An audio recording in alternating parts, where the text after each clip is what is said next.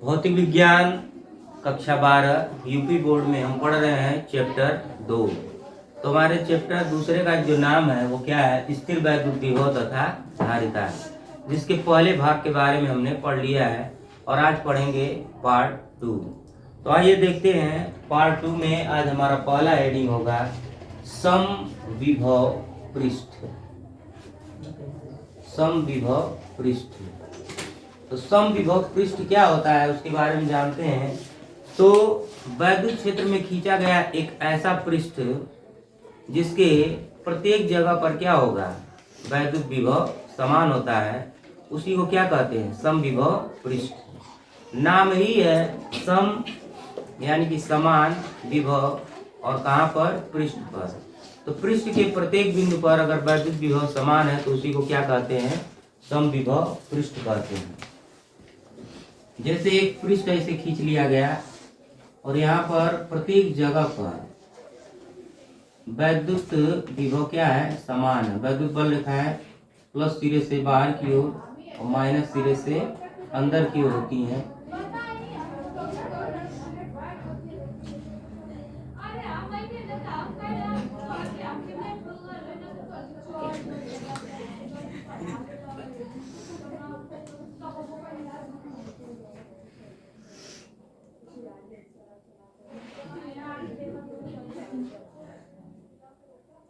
तो इसको कहते हैं समविभव पृष्ठ।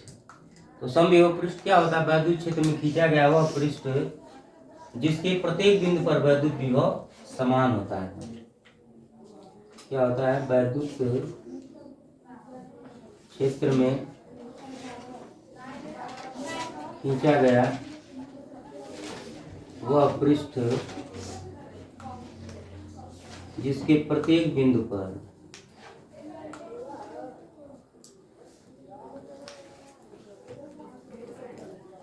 वैद्युत विभव समान होता है, उसी को हम क्या कहते हैं, समविभव पृष्ठ कहते हैं।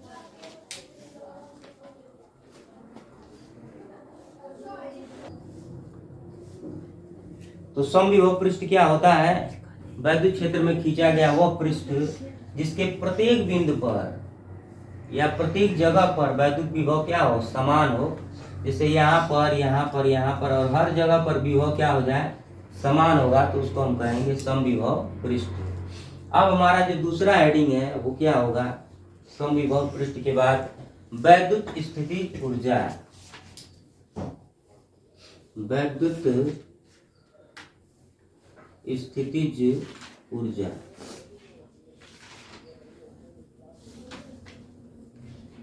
तो मान लेते हैं आवेशों का एक निकाय है ए बी, जो प्लस Q1 व प्लस Q2 से मिल करके बना है और जिनके बीच की दूरी क्या है, R है।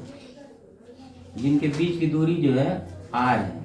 आवेशों का एक निकाय है ए बी जो प्लस Q1 व प्लस Q2 से मिलकर बना है, जिनके बीच की दूरी है R। ठीक। तो आवेशों के निकाय को एक दूसरे के समीप लाकर जो कार्य करना पड़ता है उसी को हम बोलते हैं वैद्युत स्थितिज ऊर्जा। तो वैद्युत स्थितिज ऊर्जा किसे कहते हैं, आवेशों को अनंत से परस्पर एक दूसरे के समीप लाकर निकाय की रचना करने में किया गया कार्य। आवेशों को अनंत से परस्पर एक दूसरे के समीप लाकर निकाय की रचना करने में जो काम करना पड़ता है उसी काम को हम क्या कहते हैं, वैद्युत स्थितिज ऊर्जा कहते हैं। जैसे मान लिया एक आवेश क्या है, आवेश निकाय, माना एक ए बी एक निकाय है, माना ए बी एक निकाय है जो प्लस Q1 व प्लस Q2 से मिलकर बना है, जिनके बीच की दूरी क्या है, स्मॉल आर है, जिनके बीच की दूरी स्मॉल आर है। तो प्लस Q1 के कारण बिंदु B पर अगर हमको विभव निकालना हो V1, तो क्या हो जाएगा 1/4πε0 Q1 अपान R वोल्ट। ठीक, प्लस Q1 के कारण बिंदु B पर विभव क्या हो जाएगा 1/4πε0 Q1 अपान R वोल्ट। अब मान लेते हैं कि जो प्लस Q2 है, देखिए अनंत से लाने में किया गया कार्य है। तो मान लेते हैं कि जो आवेश प्लस Q2 है वो कहां पर है, अनंत पर है। माना प्लस Q2 बिंदु B पर न होकर अनंत पर है। माना प्लस Q2 आवेश जो है वो बिंदु B पर न होकर के कहां पर है, अनंत पर है। तब प्लस Q2 को अनंत से B तक लाने में कृत कार्य W बराबर क्या हो जाएगा, Q2 गुणे V1। W बराबर हो जाएगा Q2 गुणे V1। अब देखिए जो किया गया कार्य है वही तो क्या है, वैद्युत स्थितिज ऊर्जा है। किया गया कार्य बराबर वैद्युत स्थितिज ऊर्जा बराबर W और बराबर Q2 गुणे V। तो U बराबर क्या हो जाएगा, Q2 और गुणे जो V1 है उसका मान क्या है 1/4πε0 इंटू Q1 अपान R। तो U बराबर हो गया 1/4πε0 इंटू Q1 Q2 अपान R जूल। तो यही किया गया कार्य जो है निकाय की वैद्युत स्थितिज ऊर्जा कहलाता है। तो इस तरह से हमने दो हेडिंग जाना। समविभव पृष्ठ क्या कहलाता है, जहां पर पृष्ठ के प्रत्येक बिंदु पर विभव क्या हो, समान हो। और वैद्युत स्थितिज ऊर्जा किसे कहते हैं, आवेशों को अनंत से परस्पर एक दूसरे के समीप लाकर किसी निकाय की रचना करने में जो काम करना पड़ता है उसी को वैद्युत स्थितिज ऊर्जा कहते हैं। और वो सूत्र U बराबर 1/4πε0 T1 Q2 अपान R से प्राप्त होती है।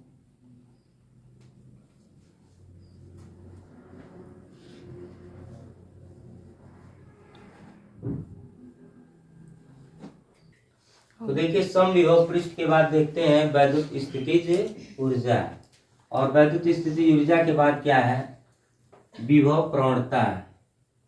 तो विभव प्रवणता क्या होता है, इस पर जो है प्रश्न पूछा जाता है, आंकिक प्रश्न।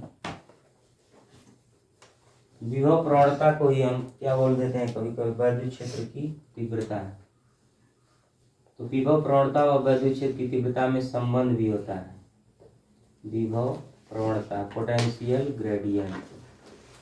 तो दूरी के साथ विभव परिवर्तन को ही क्या कहते हैं, विभव प्रवणता कहते हैं। कहाँ, वैद्युत क्षेत्र में। वैद्युत क्षेत्र में दूरी के साथ विभव परिवर्तन, दूरी के साथ विभव परिवर्तन। तो दूरी के साथ विभव परिवर्तन को ही क्या कहा जाता है, विभव प्रवणता। और विभव प्रवणता बराबर क्या होता है, माइनस दूरी परिवर्तन और विभव परिवर्तन। तो देखिए दूरी के साथ जो है विभव परिवर्तन को ही क्या कहते हैं, विभव प्रवणता। इसको E से अगर प्रदर्शित करें तो E बराबर हो जाएगा माइनस डेल्टा V अपान डेल्टा एक्स। विभव का मात्रक आपको पता ही है वोल्ट, और दूरी का हो जाएगा मीटर। तो वैद्युत क्षेत्र की तीव्रता का कहीं कहीं मात्रक जो है वोल्ट प्रति मीटर भी दिया रहता है। इसको हम क्या कह सकते हैं कि वैद्युत क्षेत्र की तीव्रता और विभव प्रवणता में संबंध। यह क्या है? विभव प्रवणता व वैद्युत क्षेत्र की तीव्रता में संबंध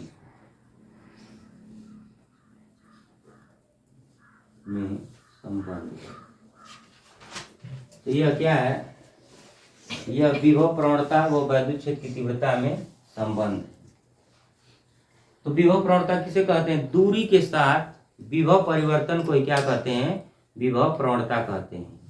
तो दूरी परिवर्तन को डेल्टा एक्स से प्रदर्शित किया गया है और विभव परिवर्तन को डेल्टा वी से। अगर मात्रक ये हमेशा कैसा होगा? ऋणात्मक होगा। अब देखिए विभव प्रवणता के बाद हम देखेंगे दो समांतर प्लेटों के बीच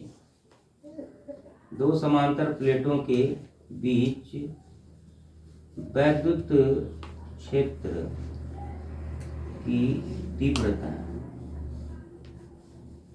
दो समांतर प्लेटों के बीच वैद्युत क्षेत्र की तीव्रता। तो इसमें मान लेते हैं कि दो समांतर प्लेटें हैं जो परस्पर एक दूसरे के आमने सामने बहुत ही कम दूरी d पर रखी गई हैं।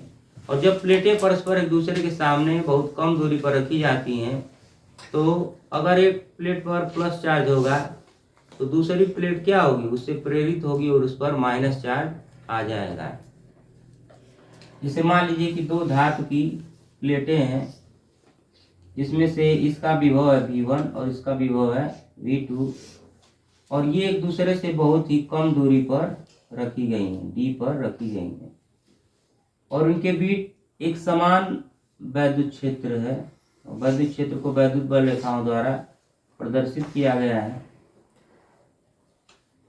अगर पहली प्लेट पर प्लस आवेश है तो दूसरी पर बहुत कम दूरी के कारण यहाँ प्रेरण होगा और माइनस आवेश आ जाएगा। तो वैद्युत क्षेत्र की तीव्रता E बराबर क्या हो जाएगी? V1 माइनस V2 बटे D वोल्ट प्रति मीटर। तो ये हो गया दो समांतर प्लेटों के बीच वैद्युत क्षेत्र की तीव्रता। इसमें क्या लिखते हैं कि माना धातु की दो समांतर प्लेटें जिनके बीच की दूरी D है, प्रत्येक प्लेट पर विभव V1 व V2 है। यदि पहले प्लेट पर प्लस आवेश है तो प्रेरण के कारण दूसरी प्लेट पर ऋण आवेश आ जाता है। अतः इनके बीच वैद्युत क्षेत्र की तीव्रता E बराबर V1 माइनस V2 बटे D वोल्ट प्रति मीटर। और ये आया कहाँ से? देखिए तो यही वाला फार्मूला ये भी है लगभग। ये विभव में परिवर्तन है और ये क्या है? दूरी है। तो दो समांतर प्लेटों के बीच वैद्युत क्षेत्र की तीव्रता लिखने के लिए क्या लिखेंगे कि माना धातु की दो समांतर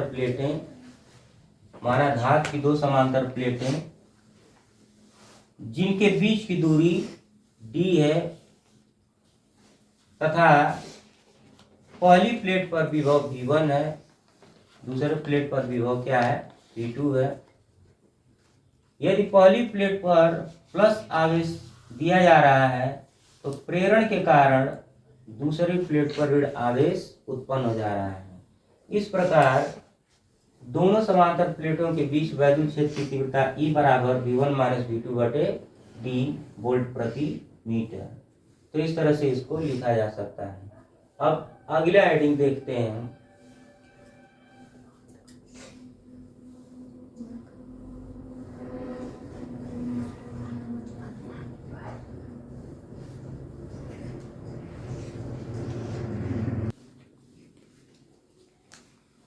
तो देखिए विभव प्रवणता क्या हो गया? दूरी के साथ विभव परिवर्तन को विभव प्रवणता कहते हैं। और दो समांतर प्लेटों के बीच वैद्युत क्षेत्र की तीव्रता, जब प्लेटें क्या परस्पर एक दूसरे से अल्प दूरी पर स्थित हैं पहली प्लेट पर धन आवेश है तो दूसरी पर ऋण आवेश उत्पन्न हो जाता है, तो ई बराबर होता है V1 माइनस V2 बटे डी वोल्ट प्रति मीटर। अब देखते हैं आगे,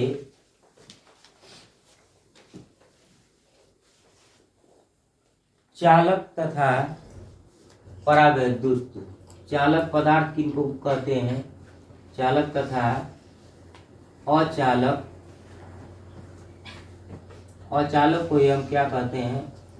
परावैद्युत पदार्थ भी कहते हैं। तो चालक क्या होता है? चालक वे पदार्थ होते हैं जिनमें बाह्य वैद्युत क्षेत्र लगाने पर आवेशवाहक गतिमान हो जाते हैं। वे वैद्युत पदार्थ, वे पदार्थ कह दीजिए, वे पदार्थ जिनमें बाह्य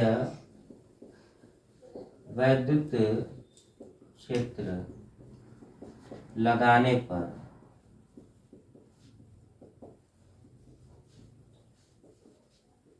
आवेशवाहक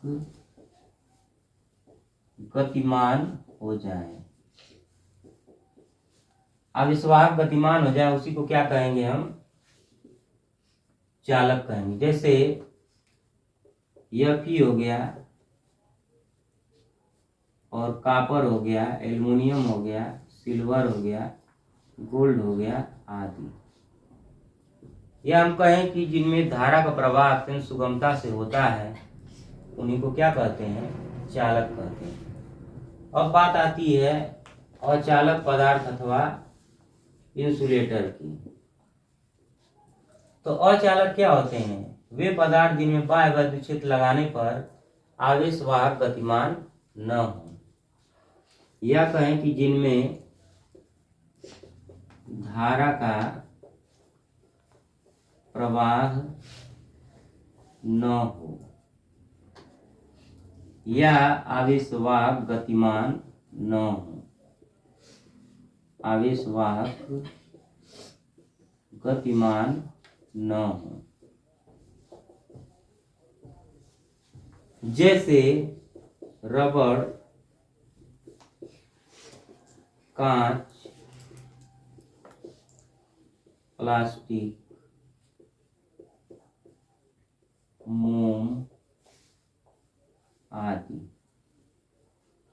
तो ये हो गया चालक और अचालक पदार्थ। तो चालक पदार्थ क्या होते हैं? जिनमें धारा का प्रवाह सुगमता से न हो, या कह लें कि आवेशवाहक गतिमान नहीं। चालक क्या होते हैं? जिनमें धारा का प्रवाह सुगमता से हो और आवेशवाहक क्या हो जाए? गतिमान हो जाए।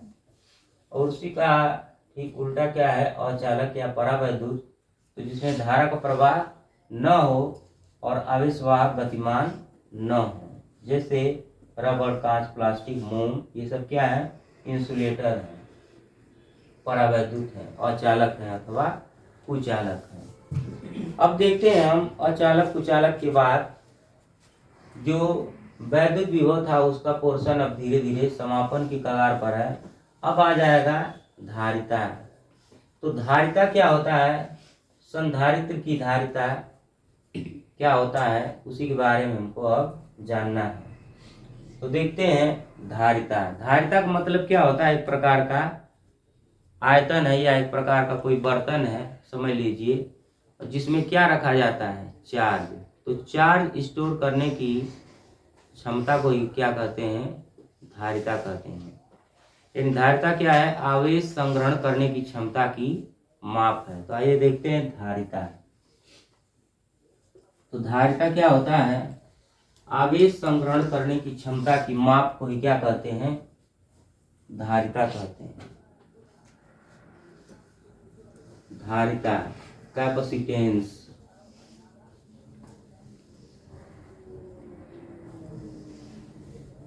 जैसे सबको पता ही है कैपेसिटेंस यानी कैपेसिटी। कैपेसिटी का मतलब क्या होता है? क्षमता। किसी चीज में कितनी क्षमता होती है कोई चीज करने की, उसी को बोलते हैं कैपेसिटेंस। तो कैपेसिटेंस यानी धारिता क्या है? आवेश संग्रहण करने की क्षमता की माप। तो ये क्या है? आवेश संग्रहण करने की आवेश संग्रहण करने की क्षमता की माप। तो आवेश संग्रहण करने की क्षमता की माप को ही हम क्या कहते हैं? धारिता कहते हैं। अब धारिता की परिभाषा क्या होती है? किसी चालक को दिए गए आवेश, किसी चालक को दिए गए आवेश तथा उसके विभव में होने वाली वृद्धि के अनुपात को ही क्या कहते हैं? इस चालक को दिए गए आवेश तथा उसके विभव में होने वाली वृद्धि के अनुपात को ही क्या कहते हैं? धारिता कहते हैं। तो देखिए, किस चालक को दिया गया आवेश Q और उसका विभव में होने वाली वृद्धि V। पहले कौन सी बात आ रही है? चार्ज की। तो इसलिए चार्ज ऊपर होगा और वोल्टेज कहाँ हो जाएगा? नीचे। तो C बराबर होता है Q/V कूलाम प्रति वोल्ट। तो यहीं से परिभाषा जो है निकल करके आती है कि किसी चालक को दिए गए आवेश Q तथा उसके विभव में होने वाली वृद्धि V के अनुपात को क्या कहते हैं? संधारित्र की धारिता कहते हैं। तो परिभाषा क्या हो जाएगी? किसी चालक को दिए गए आवेश तथा उसके विभव में होने वाली वृद्धि V के अनुपात को धारिता कहते हैं या संधारित्र की धारिता कहते हैं। संधारित्र की धारिता कहते हैं। अब बात आ गया कि संधारित्र किसे कहते हैं? संधारित्र क्या होता है?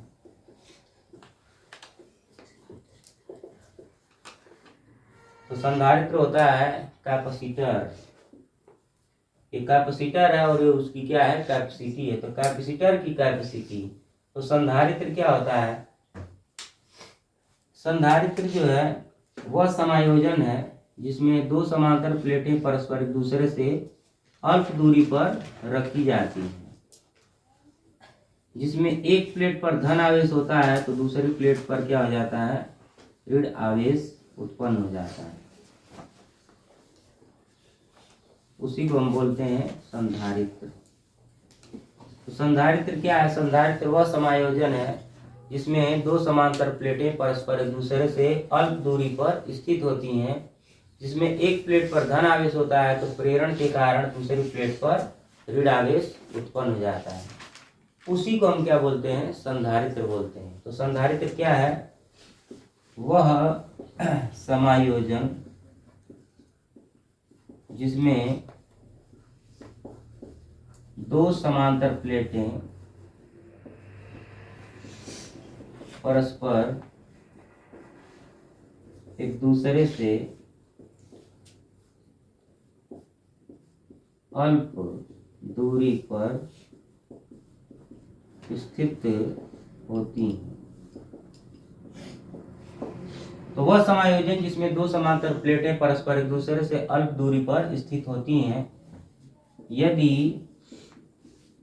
एक प्लेट पर धनावेश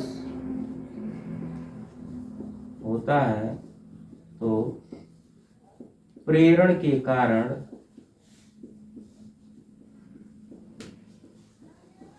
दूसरी प्लेट पर ऋण आवेश उत्पन्न हो जाता है।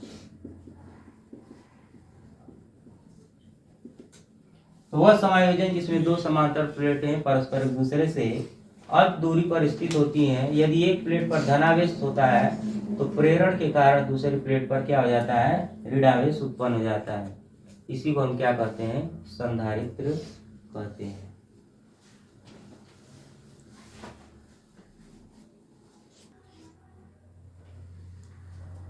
तो देखिए, किसी चालक को दिए गए आवेश तथा उसके विभव में होने वाली वृद्धि के अनुपात को क्या कहते हैं? संधारित्र की धारिता कहते हैं। उसे C से प्रदर्शित करते हैं। और संधारित्र क्या होता है? वो भी हमने जान लिया। अब नोट में कुछ पॉइंट जानते हैं कि संधारित्र का जो धारिता है उसका मात्रक क्या होता है। तो धारिता का मात्रक जो है, धारिता का मात्रक कूलाम प्रति वोल्ट या फैराड होता है। कूलाम प्रति वोल्ट या फैराड होता है। और इसकी बीमा जो है वो क्या होती है, इसकी बीमा। तो देखिए इसकी बीमा निकालना रहे तो हम कैसे निकालेंगे। C बराबर Q का होता है क्या, एम्पियर गुणे सेकेंड। Q बराबर होता है IT। और वोल्ट का क्या हो गया था, विभव की बीमा mL² T⁻³ और A⁻1। ये वैद्युत विभव की बीमा हम लोग निकाल चुके हैं पार्ट 1 में। तो C बराबर जो है एम्पियर का क्या हो जाएगा A और टाइम का क्या हो जाएगा T, AT, और नीचे क्या हो जाएगा M, L/2 T⁻³ और A⁻1। अब ये सब चीजें जब ऊपर चली जाएंगी तो C की बीमा क्या हो जाएगी, C की बीमा बराबर देखिए M ऊपर जाएगा तो हो जाएगा M⁻1 और L ऊपर जाएगा तो हो जाएगा L⁻2। लेकिन T ऊपर जाएगा और एक ऊपर T है तो हो जाएगा T/4। और A ऊपर जाएगा -1 है और यहाँ A है तो हो जाएगा A/2। ये हो गया C की बीमा। तो इस तरह से हमने जान लिया कि धारिता का मात्रक क्या होता है, कूलाम प्रति वोल्ट या फैराड होता है।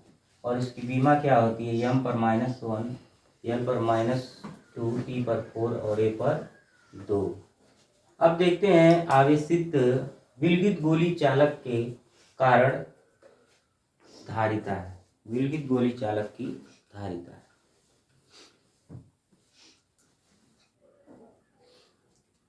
तो धारिता के बाद, धारिता का मात्रक के बाद हम लोग देखेंगे क्या।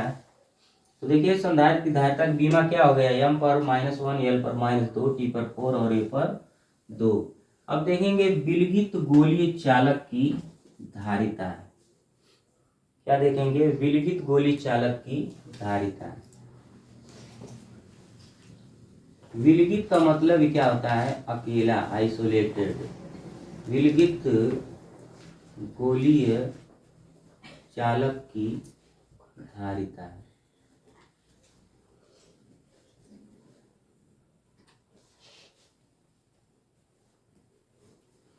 तो माना एक गोलीय पृष्ठ है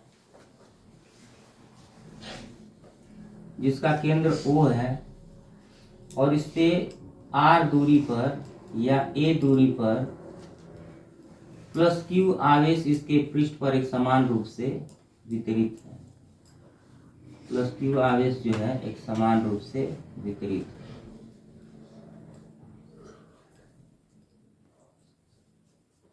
तो इसके पृष्ठ पर जो है +Q आवेश एक समान रूप से वितरित है।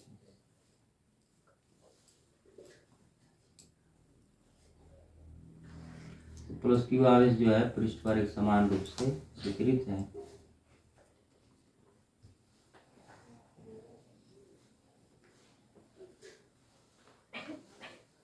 तो गोलीय पृष्ठ पर विभव क्या हो जाएगा, गोलीय पृष्ठ पर विभव एक ही आवेश है तो V बराबर क्या हो जाएगा, 1/4πε0 Q/A वोल्ट। और हमको ज्ञात करना है विलगित गोली चालक की धारिता। तो मान लेते हैं कि विलगित गोली चालक की धारिता क्या हो, माना धारिता C हो। विलगित गोलीय चालक की धारिता